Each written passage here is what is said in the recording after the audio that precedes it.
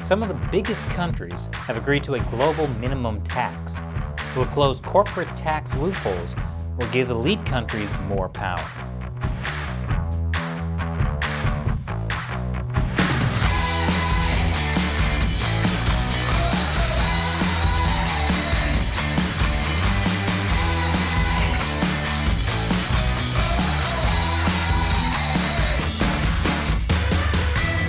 Welcome to America Uncovered. I'm Chris Chappell. This episode is sponsored by Surfshark. You should be using a VPN like Surfshark to protect yourself whenever you go online. So, President Joe Biden wants to spend $6 trillion in his next budget. But to support all this spending, he needs higher corporate taxes. But higher corporate tax rates make multinational corporations want to find tax havens overseas. Biden's solution? A global minimum tax that no corporation can escape. Of course, corporations can escape taxes faster than Harry Houdini can get out of a pair of handcuffs. Why do you think Elon Musk and Jeff Bezos are going to Mars? There's no global minimum tax in space. But who doesn't want big corporations to pay their fair share, right? That's the idea being pitched for the global minimum tax. To do this, the Biden administration is working with the G7, an informal bloc of 7 of the world's biggest economies. And if anyone can fix the global economy, it's the people who broke it. Last week, the G7 agreed on a global minimum corporate tax of 15%. It sounds good, but since we're talking about taxes, there's probably a loophole somewhere. But Biden hopes to include more countries in that global tax rate during negotiations at the G20 summit next month, which involves 20 countries, including some less cooperative ones, like China. This idea is unprecedented because there's never been a global tax rate. There's lots of reasons why. Reasons that have nothing to do with lizard people. For one, each country has its own perspective on what's the right amount to tax, to collect as much revenue as possible while also not choking their own economies. And for two, countries keep changing their tax rates, depending on who's in power and what their needs are at the time. Multiply that by 200 countries and you'll see just how complex it is to establish a single rule that everyone will follow. Some countries use low corporate tax rates to attract companies as a way to grow their own economies. They become tax havens. But the G7 countries don't like the idea of these tax havens taking their precious tax dollars, which is why they want a global minimum tax. But it may not work. I'll explain why after the break. Welcome back. So as I said, the G7 countries don't like tax haven countries taking their tax revenue, especially not President Biden. He obviously needs a way to fund his ambitious $6 trillion budget.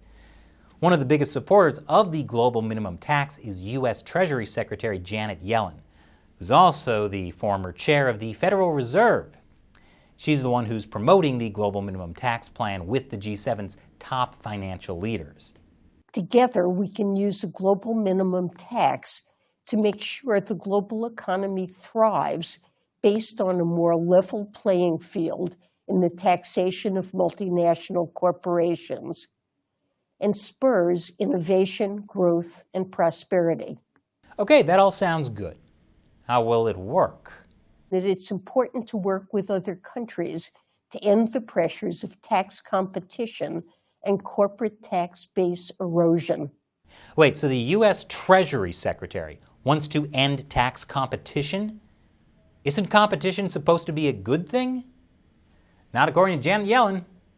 She and various other finance ministers wrote this op-ed about why we need a global corporate minimum tax. They argue that tax competition is actually bad. That's because when some countries have lower taxes, corporations will want to go there.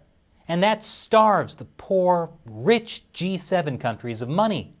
Money they could use to fight the coronavirus pandemic. Yeah, smaller countries. Stop lowering your tax rates to compete with the big countries. It's so unfair. I'm looking at you, Cayman Islands.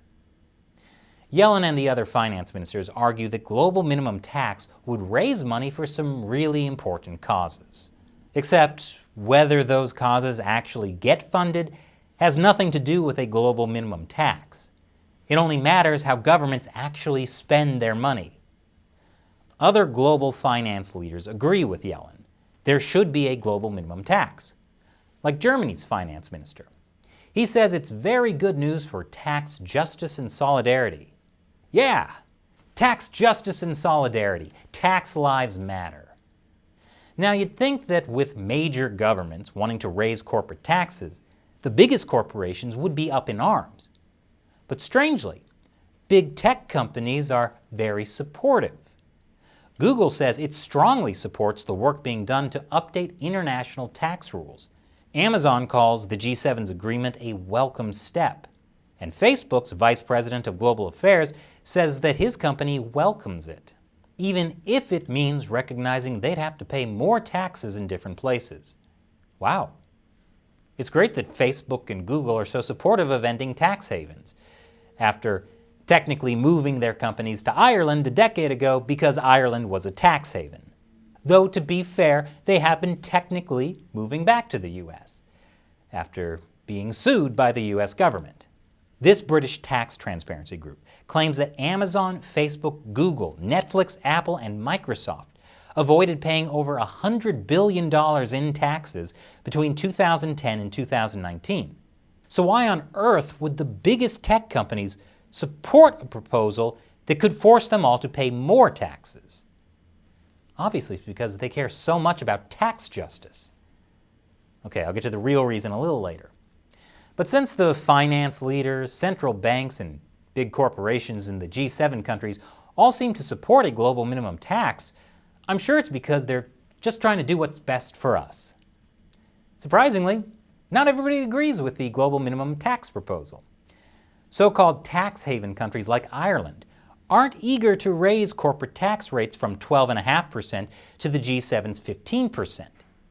Ireland's finance minister argues that small countries need to be able to use tax policy as a legitimate lever to compensate for advantages enjoyed by larger countries. Wait, is he saying tax justice and solidarity among the big countries would actually result in things being less equitable for the smaller countries? That's crazy. And yet, Ireland's Deputy Prime Minister says Ireland's economic model is actually a very good example of how low taxes can actually result in higher revenues. Hungary's Prime Minister calls the global minimum tax plan absurd. He and many others say this small group of elite shouldn't dictate how individual countries handle taxes. But aside from the concerns about how it would affect smaller countries, there are a lot of questions that are left unanswered by the G7 agreement. I'll explain more after the break. Welcome back. We still don't know many details about the global minimum tax. For example, where does the money go? We don't know how they'll tax multinational corporations or which countries those taxes will go to. My guess is it'll be one of these guys. And how would this tax agreement be enforced? Would countries be forced to change their national laws to comply? If so, how? The G7 did agree to a minimum global tax in principle, but 15% isn't set in stone.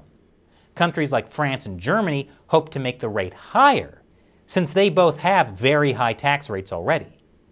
And a G7 agreement is one thing, but making it global is another. There are like 200 countries, and they all have completely different tax rates, from as high as 50% to as low as 0%. And even if all countries did agree on 15% or some other specific rate, there's a potential loophole.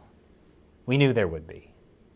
You could have two countries with the 15% tax rate, but with one allowing corporations to deduct a lot more expenses than the other. The country that allows the most deductions becomes the best tax haven. Like I said, a big loophole. Here's another. Digital services taxes. Those are what big tech companies like Facebook, Google, and Amazon pay.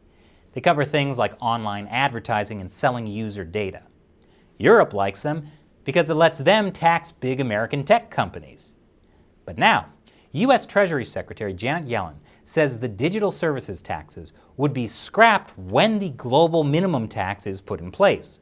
And if that happens, sure, big tech companies might have to pay a slightly higher global corporate tax rate, but they wouldn't have to pay any digital services taxes. In other words, they end up paying less taxes overall. How's that for a loophole? No wonder Facebook and Google have been supportive of the global minimum tax plan. It's not because tax lives matter after all. Already, countries are trying to figure out how to get out of the global minimum tax. The UK and Switzerland are working on that. Poland and Hungary are calling for a domestic business opt-out. And China wants a tax exemption. And if we don't give China that tax exemption, they're going to cheat. Of course, if we do, they're also going to cheat.